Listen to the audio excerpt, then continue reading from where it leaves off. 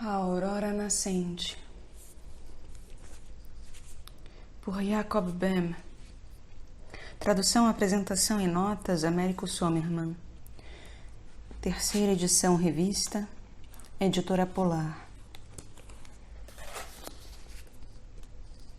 11º capítulo.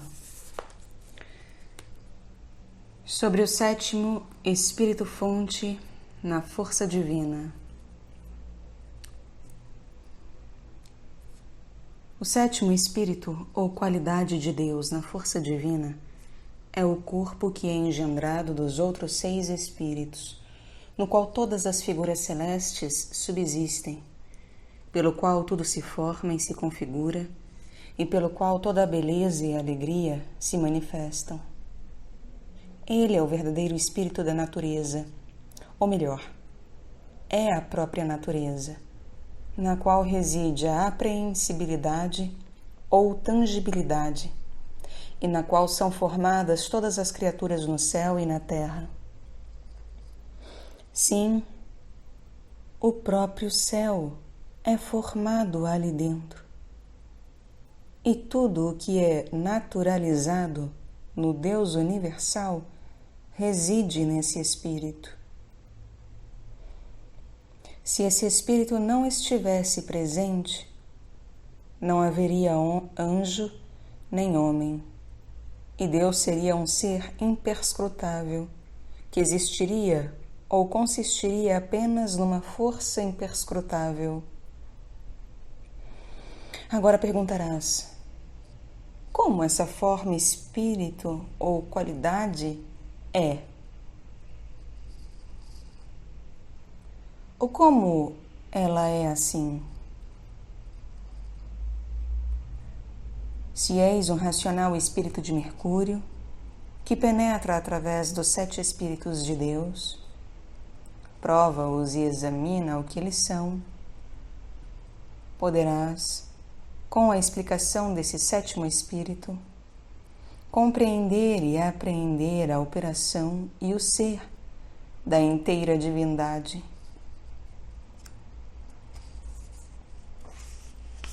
Porém, se não entenderes nada sobre esse espírito, então deixa este livro de lado e não julgues nem sua frieza, nem seu calor, pois estás muito preso em Saturno e não és um filósofo neste mundo. Deixa teus julgamentos em repouso. Do contrário, receberás má recompensa. Quero advertir-te fielmente disso. Espera até a outra vida, pois então a porta do céu será aberta para ti e também poderás compreender isso.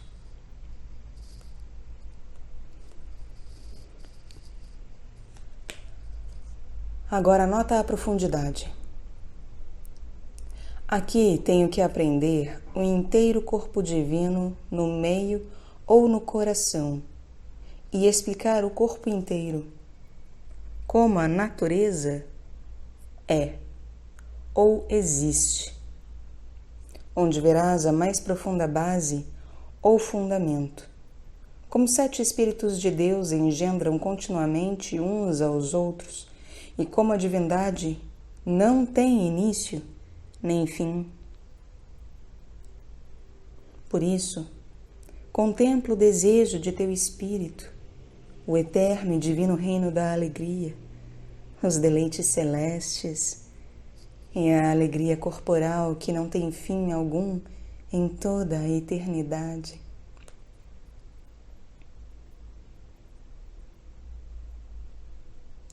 Observa agora, quando o relâmpago se eleva no centro, então a geração divina está em plena operação. Em Deus, isso é contínua e eternamente assim, mas não em nós, pobres filhos da carne. Nesta vida, a triunfante geração divina só perdura em nós, homens, enquanto perdura o relâmpago. Por isso, nossos conhecimentos são apenas fragmentários. Em Deus, ao contrário, o relâmpago permanece invariável, perpétua e eternamente assim. Olha, todos os 7 Espíritos de Deus são engendrados ao mesmo tempo. Nenhum é o primeiro e nenhum é o último. Mas é preciso considerar como a geração divina se eleva no núcleo ou cerne. Do contrário, o homem não pode compreendê-lo. Pois as criaturas não podem apreender ou captar todos os 7 uns nos outros de uma só vez, mas podem contemplá-los. Ora, quando um espírito é tocado ou reacionado, reaciona todos os outros, e então a geração está em pleno vigor. Por isso, no homem, ela tem um início, mas não em Deus. Também por isso sou obrigado a escrever de maneira criatural. Do contrário, não entenderias nada. Olha, sem o relâmpago, todos os 7 espíritos seriam um vale tenebroso.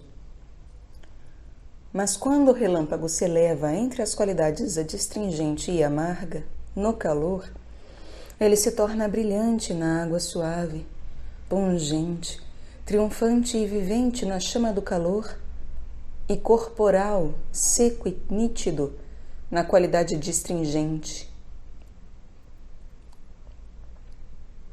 Então, esses 4 espíritos ou qualidades movem-se no relâmpago, pois todos 4 tornam-se vivos ali dentro.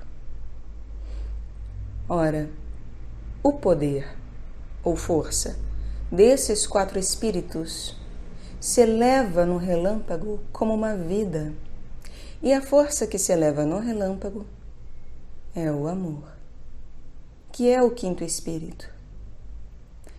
Essa força move-se ou brota tão deliciosamente no relâmpago que é como se um espírito morto se tornasse vivo e fosse colocado subitamente numa grande claridade. Nesse movimento, uma força ou qualidade toca ou reaciona a outra. Primeiro, a qualidade adstringente se choca ou golpeia. No choque, o calor produz um som claro. A força ou qualidade amarga subdivide o som, e a água torna-o doce. Esse som é o 6º espírito. Então, o tom ou som se eleva em todos os 5 espíritos como uma agradável harmonia e perdura, pois a qualidade adstringente o concentra. Ora, nesse som ascendente que agora subsiste concentrado, encontra-se a força dos 6 espíritos fonte, e ele é como que a semente dos outros 6 espíritos, que eles corporificaram e compactaram, e do qual fizeram um espírito que tem as qualidades de todos os outros espíritos. E este é o 7º Espírito de Deus na força divina. Então, esse 7º Espírito subsiste numa cor semelhante a um azul celeste, pois foi engendrado de todos os 6 espíritos.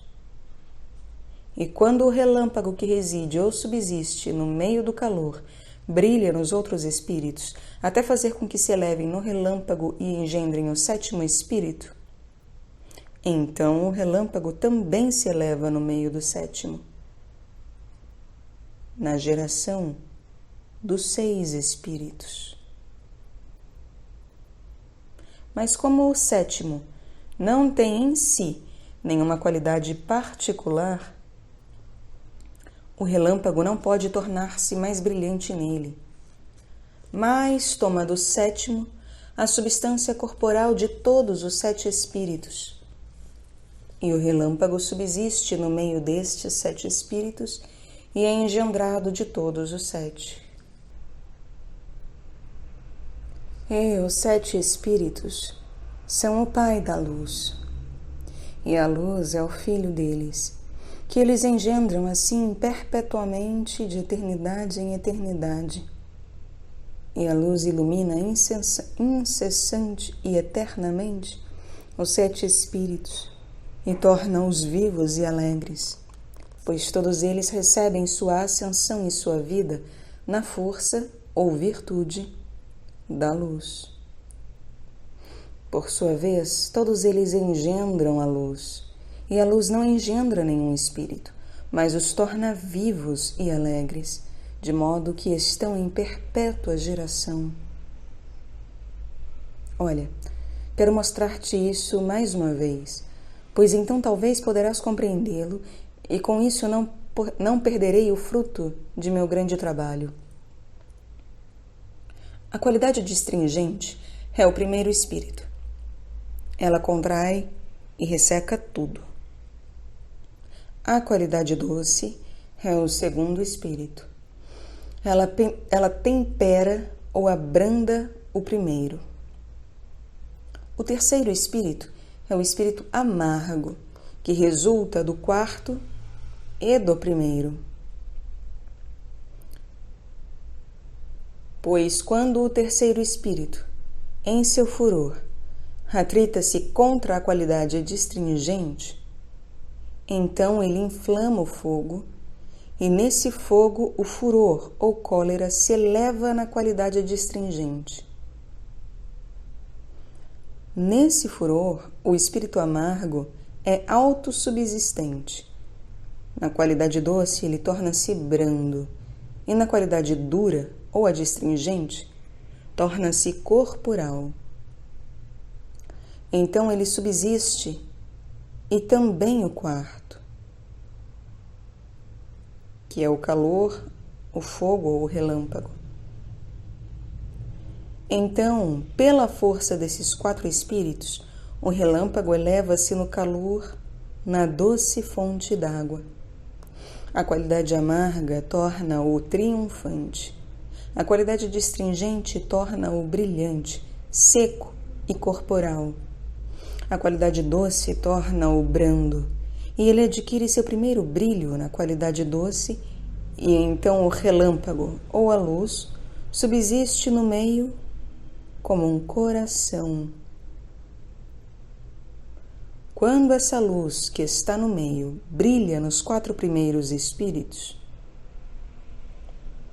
a distringente, doce, amargo, quente ou calor, então a força ou virtude dos 4 espíritos eleva-se na luz, e eles tornam-se vivos e querem a luz, isto é, apreendem-na neles, ficam impregnados dela, e esse espírito assim apreendido é o amor da vida, que é o 5º espírito.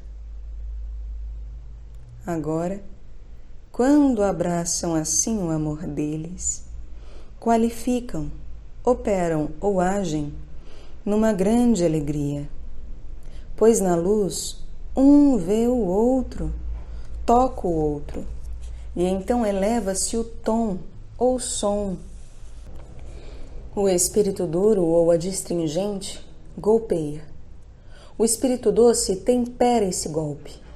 O espírito amargo o divide segundo a espécie de cada qualidade. O quarto, ou o calor, produz a ressonância. O 5º, ou o amor, produz a plenitude de alegria. E essa ressonância corporificada é o tom ou o 6º espírito. Nesse tom eleva-se a força de todos os 6 espíritos e ele torna-se um corpo apreensível ou tangível, para falar segundo um modo angélico. Ele subsiste na força dos outros 6 espíritos e na luz. E este é o corpo da natureza, na qual todas as criaturas, figuras e vegetações celestes são configuradas.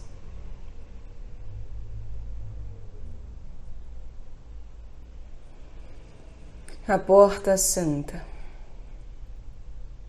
Mas a luz que existe no meio ou no centro de todos os 7 espíritos, na qual a vida de todos os 7 espíritos reside, pela qual todos os 7 se tornam triunfantes e alegres, e na qual eleva-se o celeste reino de alegria, é engendrada por todos os 7 espíritos. Ela é o filho de todos os 7 espíritos, e os 7 espíritos são o pai dela. Eles engendram a luz, e a luz engendra neles a vida. E a luz é o coração dos 7 espíritos. Ora, essa luz é o verdadeiro Filho de Deus, a quem nós, cristãos, oramos e honramos como a segunda pessoa na Santa Trindade. E todos os 7 Espíritos de Deus juntos são Deus Pai, pois nenhum desses Espíritos está sem os outros, mas todos os 7 engendram uns aos outros. Se faltasse um, os outros tampouco estariam presentes. Mas a luz é outra pessoa, pois ela é perpetuamente engendrada dos 7 espíritos. Os 7 espíritos elevam continuamente na luz. As forças dos 7 espíritos passam do brilho da luz para o 7 espírito da natureza e formam e configuram tudo no 7º espírito da natureza. E essa ascensão ou êxito deles na luz é o Espírito Santo.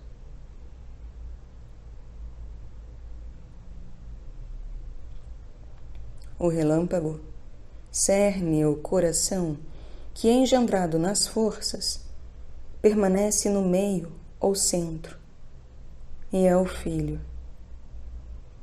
E o brilho em todas as forças passa do Pai e do Filho para todas as forças do Pai. Opera a forma e a configuração no 7º espírito da natureza, segundo a propriedade e a operação dos 7 espíritos, e segundo suas distinções ou diferenças e seus impulsos. E este é o verdadeiro Espírito Santo, a quem nós, cristãos, honramos e a quem oramos como a terceira pessoa da divindade.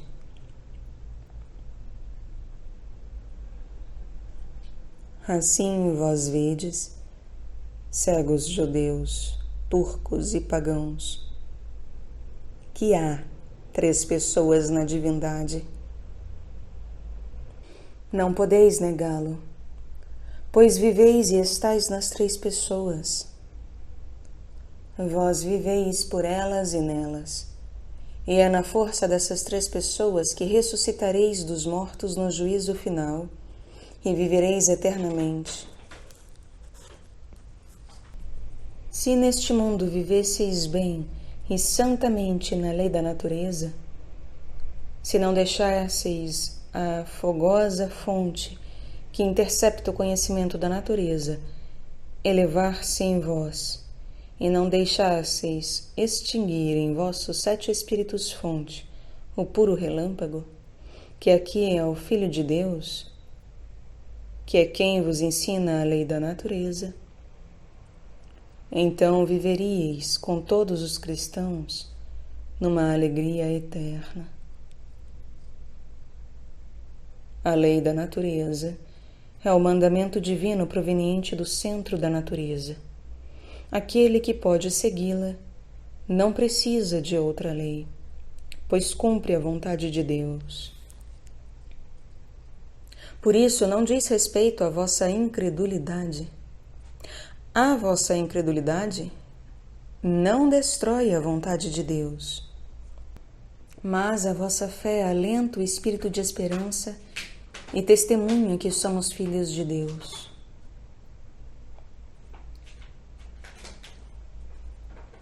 A fé é engendrada no relâmpago e combate com Deus até que tenha triunfado e alcançado a vitória. Vós nos julgais, e com isso julgais a vós mesmos, quando alentais o zeloso espírito da inveja e cólera, que extingue a vossa luz. Se tivesseis crescido e brotado numa árvore doce, vós teríeis se afastado das más influências e teríeis vivido bem e santamente na lei da natureza, que de fato vos mostra muito bem o que é justo. Mas se não crescerdes ou brotardes de um ramo colérico, deve-se entender aqui de uma semente completamente má, da qual muitas vezes nascem cardos. Mesmo assim ainda haveria remédio, se a vontade fosse quebrada, o que custa caro e é uma coisa rara e preciosa. Contudo, numa boa árvore, muitas vezes também há ramos que se ressecam. E não fordes cegos, então, mas se não crescerdes ou brotardes de um ramo colérico e não fordes cegos, quem vos separará do amor de Deus, no qual fostes engendrados e no qual nascestes, se perseverardes até o fim? Quem vos separará de Deus, no qual viveste aqui? Aquilo que houver de semeado na terra, isso brotará, seja qual for a espécie de semente. O que não for suscetível do fogo final, não queimará, pois Deus não perderá Ele próprio sua boa semente, mas a cultivará para que dê frutos na vida eterna. Ora, uma vez que tudo vive e tem seu ser em Deus, por que o joio se glorifica diante do trigo?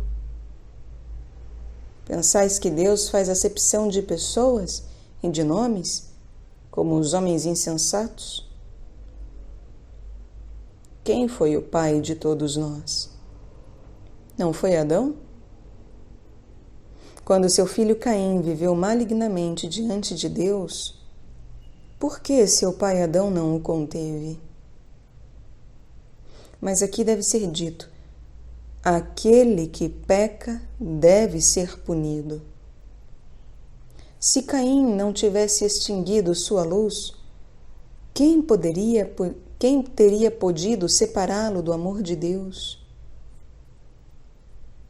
Assim também vós, que vos proclamais cristãos e conheceis a luz, por que não caminhais nela? Credes que o nome vos tornará santos? Esperai até que estejais fora daqui, deste mundo, e o experimenteis. Olhai, muitos judeus, turcos e pagãos que proveram bem suas lâmpadas, entrarão antes de vós no paraíso. Então, que prerrogativa ou vantagem têm os cristãos? Tem muita, pois conhecem o caminho da vida e sabem como devem se erguer da queda. Mas, se alguém quer ficar na apatia, será lançado no abismo e terá de morrer ali com todos os pagãos ímpios. Por isso, considera o que fazes e o que és. Julgas os outros e tu mesmo és cego. Mas o Espírito diz que não tens razão alguma em julgar aquele que é melhor do que tu és. Não temos todos uma só carne, e nossa vida não subsiste em Deus, seja em seu amor, seja em sua cólera? Pois aquilo que semeias, isso colherás. Deus não é culpado se te perdes, pois a lei de bem agir está escrita na natureza, e tens este livro da natureza em teu coração. Bem sabes que deves conduzir-te bem e amigavelmente com teu próximo. Bem sabes que não deves sujar tua própria vida, isto é, teu corpo e tua alma. É realmente nisso que consiste o núcleo ou cerne e o amor de Deus. Deus não olha para o nome, nem para o nascimento de ninguém. Mas aquele que caminha em seu amor, move-se em sua luz. E a luz é o coração, ou Filho de Deus. Aquele que está estabelecido no coração de Deus, quem poderá expulsá-lo dali? Ninguém, pois ele está engendrado em Deus. Ó tu, mundo cego e meio torto, abstente de teus julgamentos. Ó vós, cegos judeus, turcos e pagãos, abstende-vos de vossas mentiras, entregai-vos à obediência a Deus e caminhai na luz. Então vereis como havereis de vos erguer de vossa queda, de vos defender neste mundo contra a cólera infernal, de triunfar e viver com Deus eternamente. É certo que há um único Deus, mas quando o véu se erguer de teus olhos e te deixar ver esse Deus e conhecê-lo, então também verás teus irmãos e os conhecerás, sejam eles cristãos, judeus, turcos ou pagãos. Ou pensarias que Deus é Deus apenas dos cristãos? Não, os pagãos também vivem em Deus. Aquele que pratica a justiça lhe é caro e agradável. Além do mais, tu que és cristão, sabes como Deus quer te libertar do mal? Que laço de amizade tens com Ele? Ou ainda, que aliança fizeste com Ele quando deixou seu Filho tornar-se homem para libertar ou redimir a família humana? Ele é rei apenas de ti? Não está escrito, Ele é o desejado de todas as nações?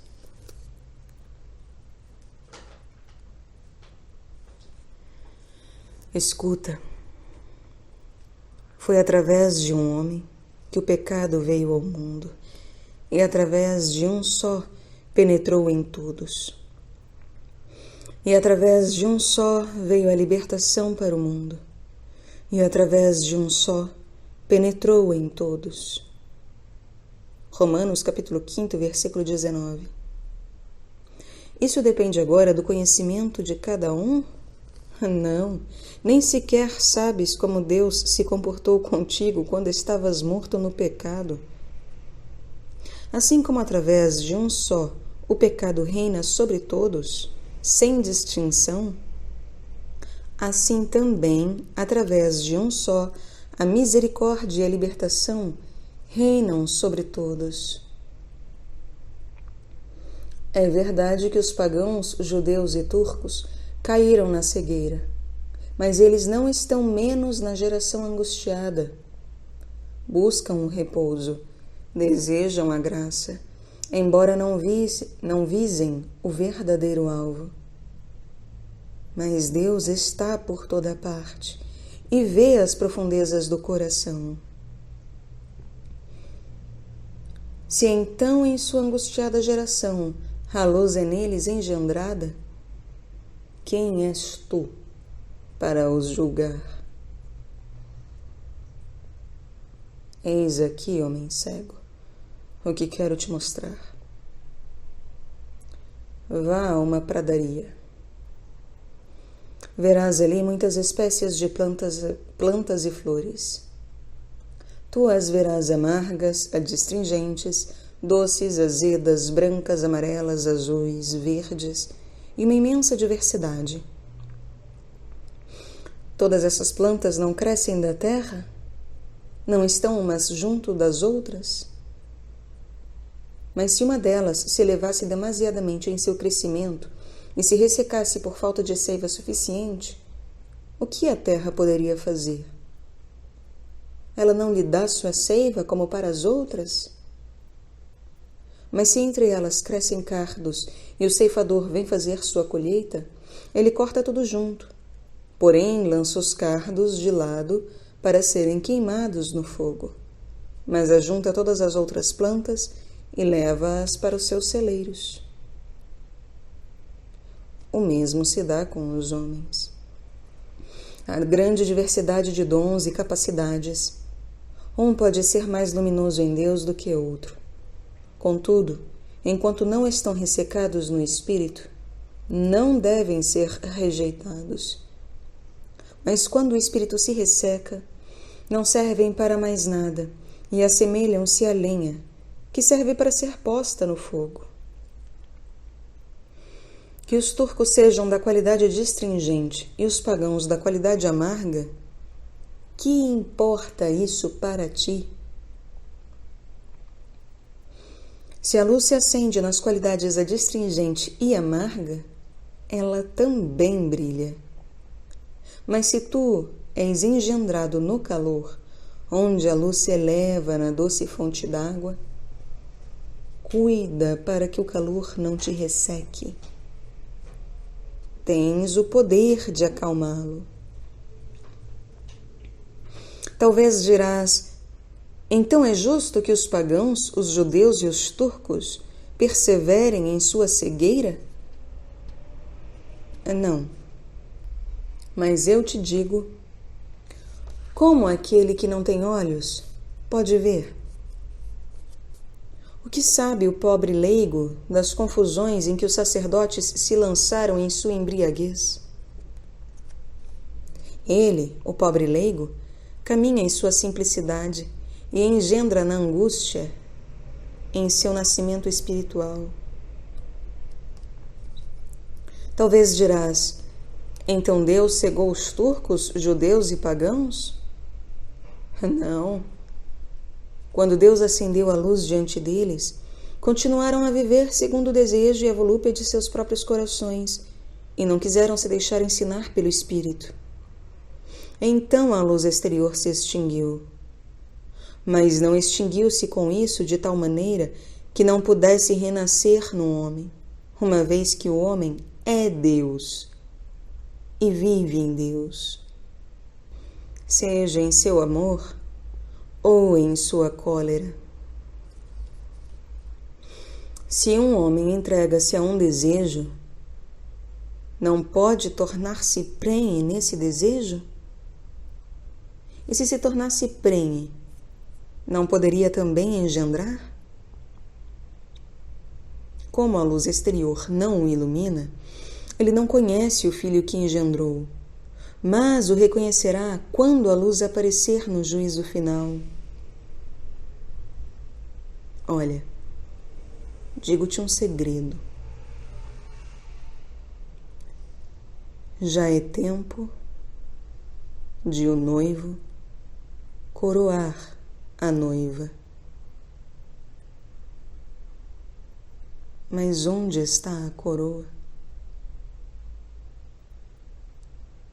Para os lados do norte, pois é no centro da qualidade adstringente que a luz será clara e brilhante. Mas de onde vem o noivo? Do centro, onde o calor engendra a luz e se dirige para o lado do norte, para a qualidade adstringente, onde a luz torna-se brilhante. Ora, o que fazem os do sul? Adormeceram no calor, mas despertarão na tempestade, e muitos dentre eles se aterrorizarão até a morte. O que fazem os do ocidente? Sua qualidade amarga atrita-se com as outras qualidades, mas quando provarem a água suave, o espírito deles se adoçará O que fazem os do Oriente? Fostes uma noiva orgulhosa desde o início. A coroa tem sido oferecida incessantemente a ti desde o início. Mas, como te achas muito bela, levas a mesma vida que os outros. Sobre a operação e as propriedades, qualidades ou espíritos da natureza divina e celeste. Se agora queres saber que espécie de natureza há no céu, qual é a natureza dos santos anjos, qual era a natureza de Adão antes da queda, e o que é propriamente a natureza santa, celeste e divina, então observa com exatidão as circunstâncias que concernem ao sétimo Espírito de Deus, como segue. O sétimo Espírito Fonte de Deus é o Espírito Fonte da natureza, com N maiúsculo, pois os outros 6 engendram o sétimo, e o sétimo, quando é engendrado, torna-se como que uma mãe dos outros 6. Ele encerra os outros 6 e por sua vez os engendra, pois o ser ou essência corporal e natural consiste no sétimo. Observa aqui o sentido. Os 6 elevam-se numa geração plena e completa, segundo a força e a espécie de cada um. E quando se elevam, suas forças estão misturadas umas nas outras, e a dureza ou a distringência resseca a todas. E isso é como o ser completo.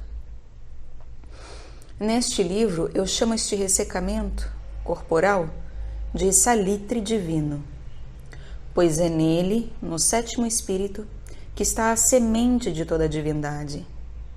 E ele é como uma mãe que recebe a semente e produz continuamente frutos, segundo todas as qualidades da semente. Pela palavra salitre, saliter, entende-se, neste livro, como, do centro eterno da natureza, o segundo princípio cresce ou brota do primeiro, assim como a luz brota do fogo, onde é preciso conceber 2 espíritos, regimes ou fontes, a saber, primeiro um quente ou fogoso, segundo um aéreo. Haja vista que o primeiro vegetamento ou crescimento encontra-se na vida do ar e a causa das qualidades encontra-se na vida do fogo. Assim, quando está escrito que os anjos são criados de Deus, deve-se entender da natureza eterna de Deus, na qual se concebem 7 formas, qualidades ou forças, e, contudo, não se deve conceber a natureza santa e divina no fogo, mas na luz. O fogo nos oferece um mistério da natureza eterna e também da divindade, na qual se concebem 2 princípios, ou 2 fontes. Primeiro um quente, fogoso, adstringente, amargo, angustiado, consumindo-se no princípio ígneo, e, a partir do fogo, ou do princípio ígneo, o segundo, a luz, ou o princípio luminoso, que habita o fogo, ou o princípio ígneo, e, contudo, não é apreendida pelo fogo, e que tem outro princípio, a saber, a doçura, na qual há um desejo de amor, no qual há uma vontade distinta da do fogo. Pois o fogo quer consumir tudo e produz grande ascensão na fonte, no princípio ígneo, enquanto a doçura produz a substancialidade, isto é, na luz eterna, ela produz o espírito de água da vida eterna. E no terceiro princípio, este mundo, produz a água mediante a fonte do ar.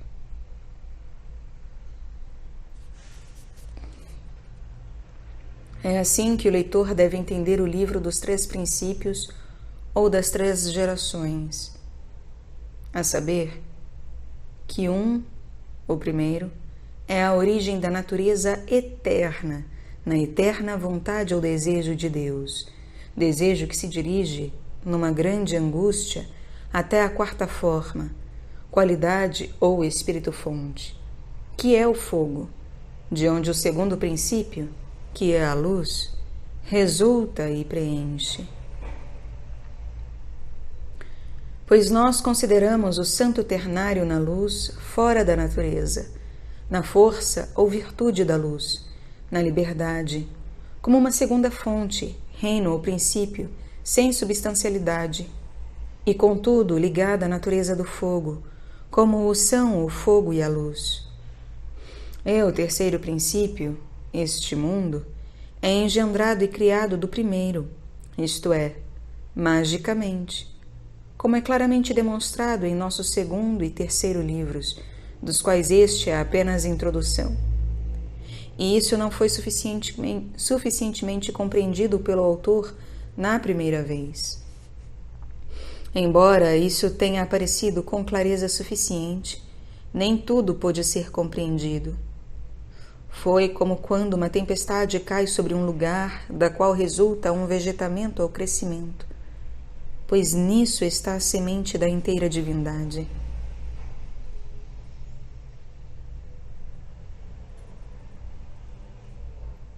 Agora, nessa ascensão dos 6 espíritos, o Mercúrio, tom ou som dos 6 espíritos, também se eleva e subsiste no 7º, como em sua mãe. Então o 7º engendra toda espécie de frutos e de cores, segundo a operação dos 6. É preciso que saibas aqui que a divindade não fica inativa, mas que suas forças santas operam e se elevam ininterruptamente, como num amável jogo, num agradável movimento e num doce combate. Como 2 criaturas que se amam ternamente, jogam entre si, abraçam-se e estreitam-se. E ora uma é vencida, ora outra. Mas o vencedor logo se detém e deixa o outro retomar o jogo. Também podes compreendê-lo com esta comparação. Quando 7 pessoas disputam um jogo amigável, assim que uma é vencida por outra, uma terceira vem em seu auxílio. E assim há entre elas agradável divertimento, porque todas têm um vivo afeto pelas outras, e contudo lutam umas com as outras, em seu doce amor, como um jogo e passatempo. Assim também é a operação dos 6 Espíritos de Deus no 7º. Ora um triunfa poderosamente, ora outro, e assim lutam uns com os outros em seu amor. E quando a luz se eleva nessa luta, o Espírito Santo move-se no jogo dos outros 6 espíritos, na força ou virtude da luz. E assim eleva-se no 7º toda espécie de frutos de vida, toda espécie de cores e vegetações. Tanto o corpo dos frutos quanto as cores formam-se a partir da qualidade predominante.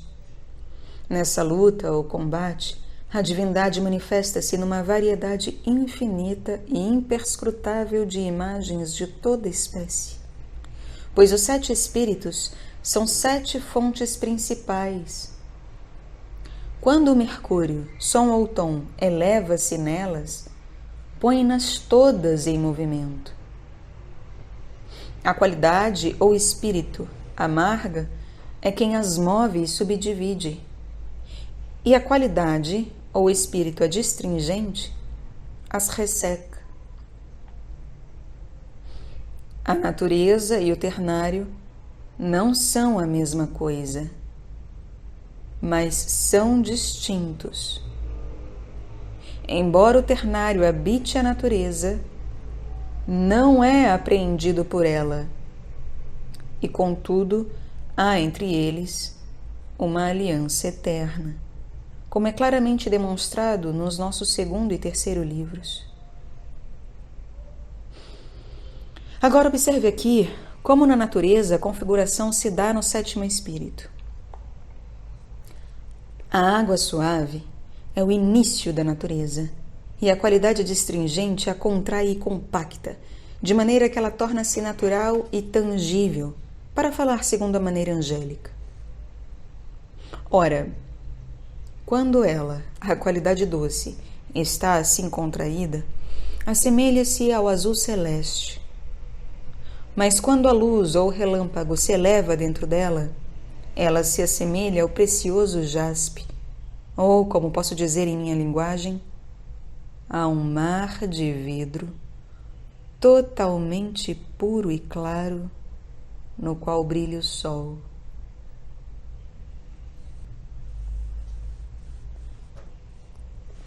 Mas quando a qualidade amarga eleva-se nela, ela se parte e se forma, como se estivesse viva, ou como se a vida se elevasse nela sob aparência verde, como um relâmpago verde, para falar segundo a maneira humana, de tal modo a ofuscar a visão e não ser possível contemplá-la. Mas quando o calor se eleva nela, então a forma verde muda-se numa cor avermelhada, como quando um carbúnculo é iluminado por um raio ou relâmpago de luz verde. Mas quando a luz, que é o Filho de Deus, brilha nesse mar da natureza, então ele adquire sua cor amarelada e esbranquiçada, que não posso comparar a nada. Tens de esperar até outra vida para vê-lo, pois este é o verdadeiro céu da natureza, que provém de Deus, no qual os santos anjos habitam e do qual foram criados no início. Olha, quando o mercúrio ou som se eleva no céu da natureza, eleva-se ali a alegria divina e angélica, pois ali se elevam, formam-se e se configuram as cores e os frutos angélicos, que florescem e crescem maravilhosamente de toda espécie de árvores frutíferas, plantas e vegetais, e subsistem na perfeição, oferecendo admirável aspecto à visão e deleites ao paladar e ao olfato. Mas falo aqui na linguagem angélica. Não deves entendê-lo ternamente, como se eu falasse deste mundo. O mesmo vale para o mercúrio, tom ou som.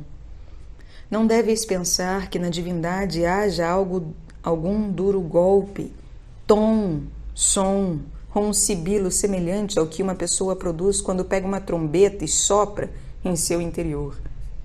Oh não, homem. Tu, anjo meio morto. Não é assim. Mas tudo se passa e consiste na força, pois o ser divino consiste na força.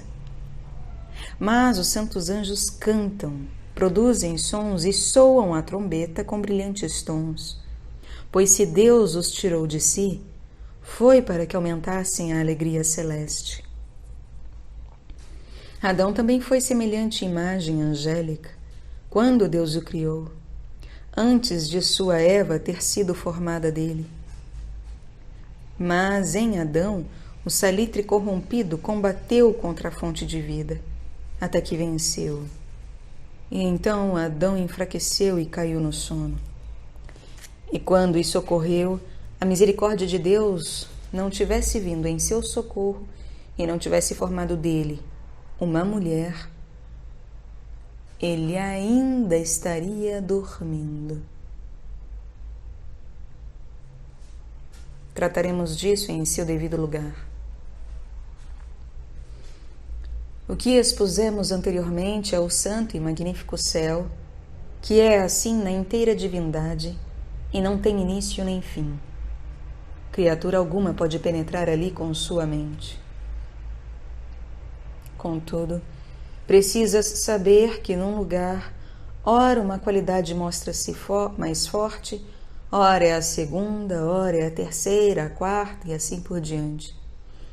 Assim, há uma eterna luta e qualificação e uma alegre elevação de amor. E nessa reação, a divindade mostra-se sempre mais admirável, incompreensível e imperscrutável, de modo que os santos anjos não podem alegrar-se nem maravilhar-se o bastante em seu amor, nem cantar o bastante seu soberbo cântico de louvor, segundo cada qualidade do grande Deus, segundo as maravilhas de suas manifestações, de sua sabedoria e sua beleza, de suas cores, frutos e formas. Pois as qualidades se elevam assim, sempre e eternamente, e não há para elas início, meio, nem fim. E embora eu tenha escrito como tudo veio à existência, como tudo é configurado e como a divindade se eleva, não deves pensar que haja um repouso ou abrandamento e em seguida as coisas comecem a elevar-se de novo. Oh, não! Mas escrevo por partes, para equiparar-me ao entendimento do leitor, a fim de que ele possa com isso compreender alguma coisa e captar o sentido. Tampouco deves pensar que eu tenha subido ao céu e tenha visto essas coisas com meus olhos de carne. Oh, não! Escuta-me, tu, anjo meio morto. Sou semelhante a ti, e não tenho em meu exterior luz maior que a tua. Além disso, sou pecador e homem mortal como tu, e todos os dias e horas tenho de guerrear e me bater contra o demônio, que me ataca continuamente em minha corrompida natureza, na qualidade colérica que há em minha carne, como em todos os homens. Ora eu alcanço a vitória, ora ele. Mas nem por isso me submeteu, embora muitas vezes ele leve a melhor, pois nossa vida é como uma guerra contínua contra o demônio. Essa guerra é travada pela muito preciosa coroa da vitória, até que o corrompido e perecível homem adâmico, através do qual o demônio tem acesso ao homem, seja morto. Sobre o que o sofista nada quer saber, pois ele não é engendrado de Deus, mas da carne e do sangue. E embora a geração esteja aberta diante dele, ele não quer entrar, pois o demônio o retém. Deus não cega a ninguém. Se ele, o demônio, me bate, sou obrigado a recuar. Mas a força divina vem em meu socorro. Então ele também recebe um golpe e muitas vezes perde a batalha. Mas quando ele é subjugado, a porta do céu abre-se em meu espírito, e então o espírito vê o ser divino e celeste, não fora do corpo. Mas o relâmpago eleva-se na fonte do coração para a sensibilização do cérebro, no qual o espírito contempla. Pois, assim como os anjos, o homem é produto de todas as forças de Deus, de todos os 7 espíritos de Deus. Mas, como agora ele está corrompido, a geração divina não se eleva sempre nele, nem em homem algum. E ainda que se elevasse nele, nem por isso a sublime luz brilharia de pronto em todos os 7 espíritos. E se brilha, a natureza corrompida não a compreende, pois o Espírito Santo não se deixa apreender nem reter na carne pecadora mas se eleva como um relâmpago, como o fogo que salta da pedra quando ela é golpeada.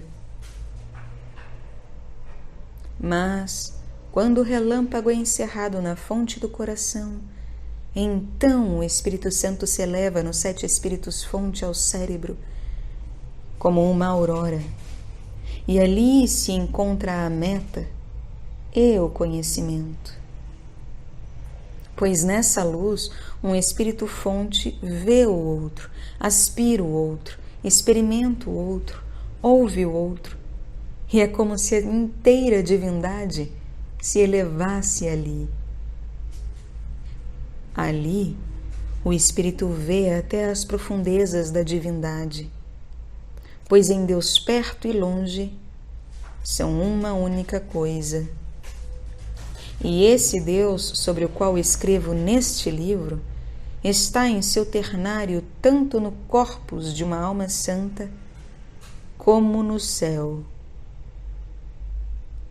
É dele que tenho o meu conhecimento e de nenhuma outra fonte.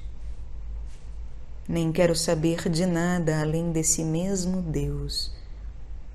E também a Ele que faz a segurança do meu espírito, de modo que nele creio firmemente e repouso. E ainda que um anjo do céu me dissesse isso, não poderia acreditar nele, muito menos compreendê-lo, pois sempre estaria na dúvida se as coisas realmente são assim. Mas como o próprio sol se eleva em meu espírito, por isso estou certo disso, e eu mesmo vejo a origem e geração dos santos anjos e de todas as coisas, tanto no céu como neste mundo. Pois a alma santa é um só espírito com Deus. Embora seja apenas uma criatura, contudo, é semelhante aos anjos. E, inclusive, a alma do homem vê muito mais profundamente do que os anjos, pois os anjos só veem até a pompa celeste, mas a alma vê tanto a celeste como a infernal, uma vez que vive entre ambas.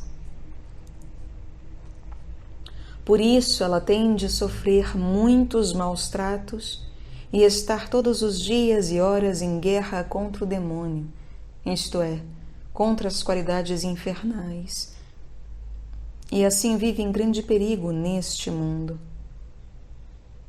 Por isso esta vida é chamada, com razão, de um vale de lágrimas, cheio de angústias, tribulações, combates, guerras e disputas. Todavia, o corpo frio e meio morto jamais compreende o combate da alma. Ele não sabe como isso lhe ocorre, mas fica oprimido e angustiado. Vai de um objeto ou lugar a outro, busca a calma e o repouso, e quando pensa tê-los, não encontra nada.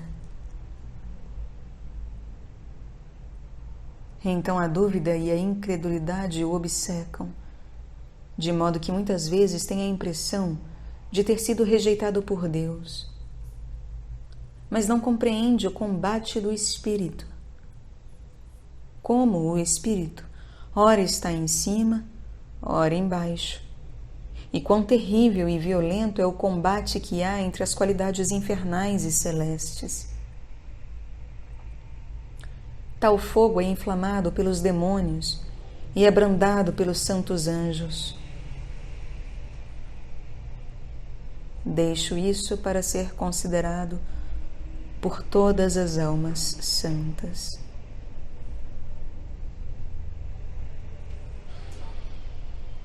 Tens de saber que não escrevo aqui uma história que tivesse sido contada a mim por outros, mas tenho de estar constantemente nessas lutas e batalhas. encontro grandes combates, nos quais sou muitas vezes lançado por terra, como todos os outros homens. Mas por causa desses combates, por causa dessas violentas investidas e provações que temos juntos, esta revelação foi dada a mim, como também o veemente impulso de pôr tudo isso por escrito.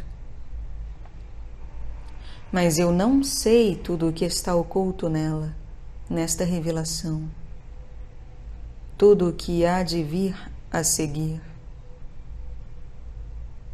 Só às vezes, alguns mistérios futuros são mostrados a mim nas profundezas.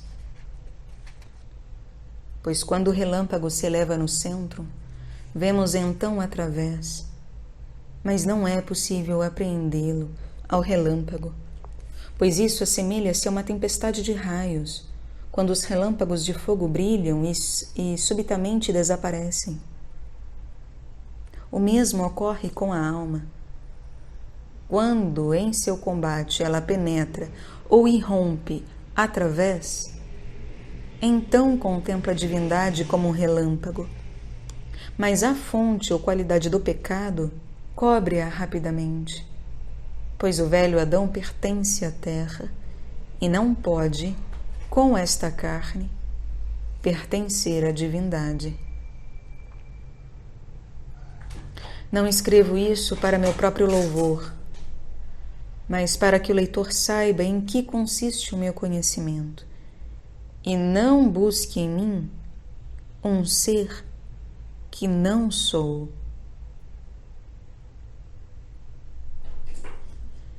Sou apenas o que são todos os homens que combatem em Jesus Cristo, nosso Rei, pela coroa da alegria eterna e vivem na esperança da perfeição, cujo começo é o dia da ressurreição. Esse dia está bem perto de chegar. Como pode ser visto muito bem no relâmpago, no círculo da aurora, no qual a natureza se mostra, como se o dia quisesse despontar. Por isso, toma cuidado para não seres encontrado adormecido em teus pecados. Os prudentes certamente estarão atentos, mas os ímpios permanecerão em seus pecados. Eles dizem: o que ocorre ao louco quando teve sonhos? Pensa que são reais. Eles dizem: isso ocorre porque estão adormecidos em suas volúpias carnais. Sim, sim. Verás que espécie de sonho será esse.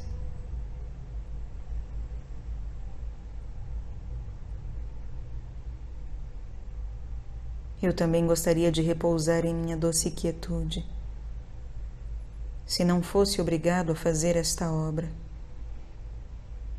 Mas o Deus que fez o mundo é poderoso demais para mim. Sou obra de suas mãos. Ele pode colocar-me onde quiser.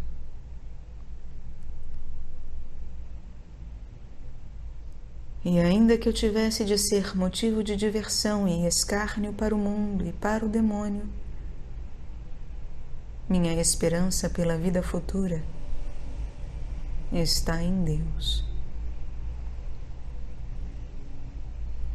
É a Ele que me entrego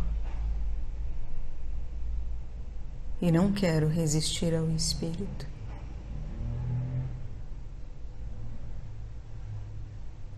Amém.